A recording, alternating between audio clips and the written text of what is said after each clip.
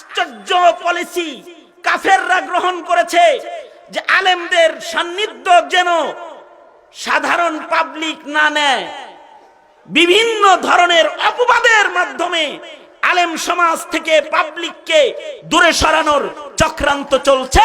কখনো আলেমের গায়ে জঙ্গির ট্যাগ, কখনো কওমি মাদ্রাসার হক্কানি আলেমদেরকে জামাতি বলে গালি দিয়ে ট্যাগ লাগায় গণতন্ত্রের রাজনীতিকে যারা গ্রহণ করেছে তাদেরকে তাদের মুখালিফ হিসেবে দাঁড় করায় দিয়া কখনো কখনো তাদেরকে উগ্রবাদী, স্বাধীনতা বিরোধী অথবা মুক্তিযুদ্ধের চেতনা বিরোধী বলে গালি দিয়ে তাদের থেকে আলেম সমাজ থেকে পাবলিককে দূরে রেখে মূর্খতার সয়লাব ঘটানোর চক্রান্ত মুসলমানের মাটিতে অব্যাহত কায়দায় কাফেররা করতেছে। যখন তাদেরকে বলে যে এরা জঙ্গি, এরা মৌলবাদী, এরা চেতনা বিরোধী, স্বাধীনতা বিরোধী, তখন বলা দরকার ছিল এ সকল বাজে ট্যাগ লাগানোর চেষ্টা করো না। এরা আমাদের নাম রাখে, এরা আমাদের ইমাম, এরা আমাদের নামাজ পড়ায়, এরা আমাদের মসজিদে আল্লাহর নামের আযান দেয় বলা, এরা আমাদের বিয়ের খুতবা দাতা, এরা আমাদের জানাজার ইমামতিকারী। যখন আমরা করোনা আক্রান্ত ছিলাম তোমরা জানাজা পড়াও নাই, দাফনও করো নাই, এরা জানাজা পড়ায় সে দাফন করেছে। যদি না ওই আলেম ওলামারা এই বাংলার জমিনে মেহনত না করত তাইলে আজান দেওয়ার মানুষ পাতা না, কুলুলু শুনে তোমাদের ঘুম ভাঙতো।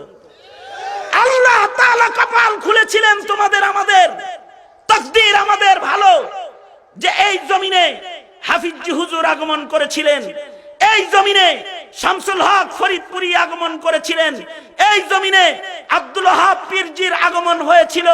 সেরা জামা গায়ে দিয়ে শামসুল হক ফরিদপুরি রহমাতুল্লাহ আলাইহি জিন্দেগিকে কুরবানি দিয়া, বিসর্জন দিয়া জাতির জন্য মেহনত করেছেন।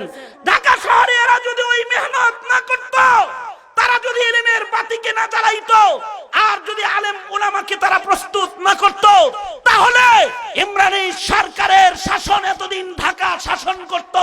তাদের ওই ত্যাগ আর ওই কুরবানির কারণেই উলামাদের রক্তের উপর দিয়ে শাহবাগের নাস্তিকেরা যেমন পালিয়েছে।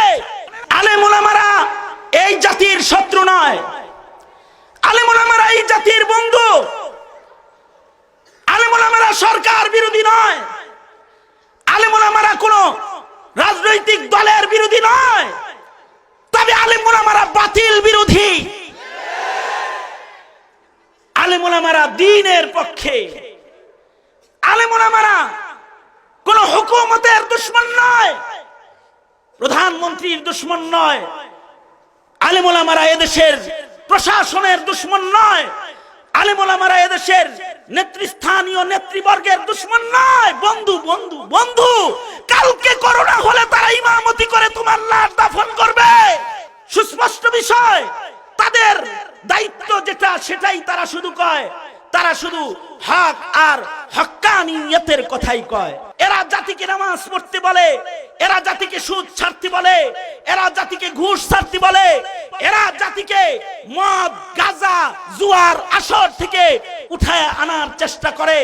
রাসূল বলে আমার উম্মতের উলামা এরা ওয়ারাসাতুল আম্বিয়া, এদের যারা দেখবা তারা রাসূল দেখার সওয়াব পাবা, এদের হাত যারা ধরবা তারা নবীর হাতে মুসাফা করার সওয়াব পাইবা, এদের বুকে বুক লাগায়া যারা মুআনাকা করবা তারা রাসূলকে মুআনাকা করার সওয়াব পাইবা, এদেরকে যারা ভালোবাসবা নবীকে ভালোবাসার মর্যাদা ফায়দা তারা পাবা, এদের কাছে যারা যাবা নবীদের কাছে যাওয়ার ফায়দার আলোয় তারা আলোকিত হবা।